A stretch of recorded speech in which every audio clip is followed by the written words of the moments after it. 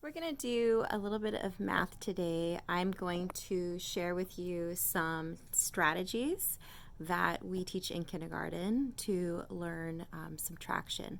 I'm also going to share a poster of addition strategies. They're very similar to the subtraction strategies, and you can utilize those as well when helping your children learn addition and subtraction. So the first thing to know is when students are learning addition and subtraction, they will understand the concept much more clearly if you begin with objects. Children learn first through the conceptual stage, and they move on to pictures, and then they understand finally in the abstract stage, where they're actually looking at symbols like numerals and plus and minus signs. So to really cement the concepts of addition and subtraction, you're going to want to begin first with objects, then move on to pictures, then move on to that abstract stage with numerals when they start developing fluency. So the unit that we began right before school let out, about a week and a half, 2 weeks ago, we had just begun our subtraction unit. We were literally 1 or 2 lessons into it. So the children have only practiced using the strategy of objects. So I'm going to show you the different strategies now. So I'm going to pause the video and flip the screen so you can check out what I'm doing. Here are the strategies we learned when we were working on addition. You can see we counted on our fingers, we used the number line, we used counters or objects, we drew pictures to help understand, and we counted on. There's a special technique that we use when we count on, where we hold the number on our forehead and then we put up that many fingers and tap them on our nose. So perhaps you could ask your children to show you that strategy. But I'm going to focus more on our subtraction strategies today. And like I said, we are going to first focus on teaching how to subtract using objects. So you can use any object you have in your home. I'm using gems. We often use the linking cubes or little mini erasers that they sell at Target. Often when we are counting and adding and subtracting and all sorts of different math skills in room 1. So let's say we are going to, like I show on here, we're trying to figure out 5 take away 2. Okay, so we want to solve that. So you are going to just have your children put out 5 objects. Always have them double check their work. And I really want the children to always be tapping or touching and counting. We always say touch and count, touch and count, touch and count. So have them count out in front of you. 1, 2, 3, 4, 5. Do you have the right amount?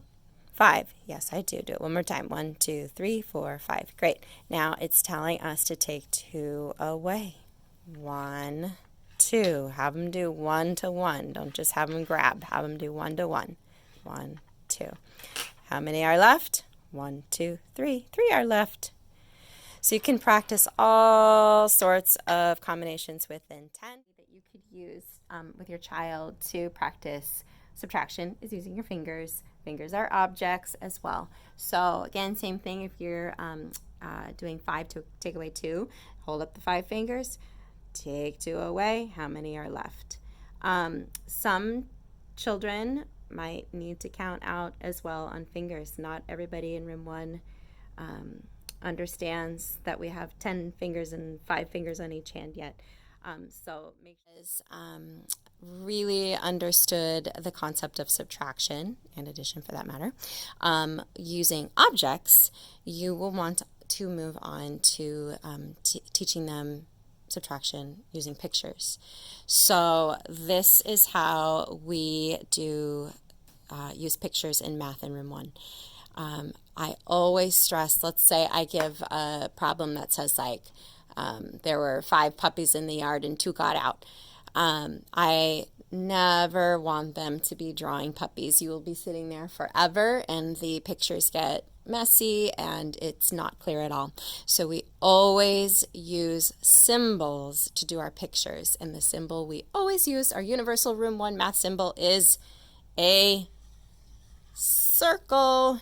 We don't do dots.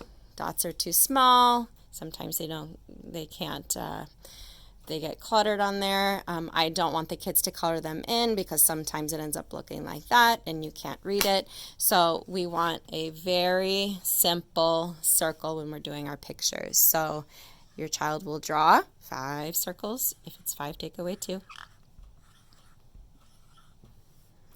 And then they shouldn't erase it. They should always just X out 2 of them.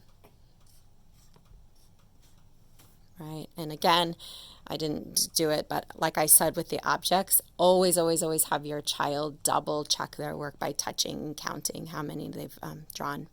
So then once they've taken 2 away, we always have them circle how many are left. 1, 2, 3, and then they write their answer.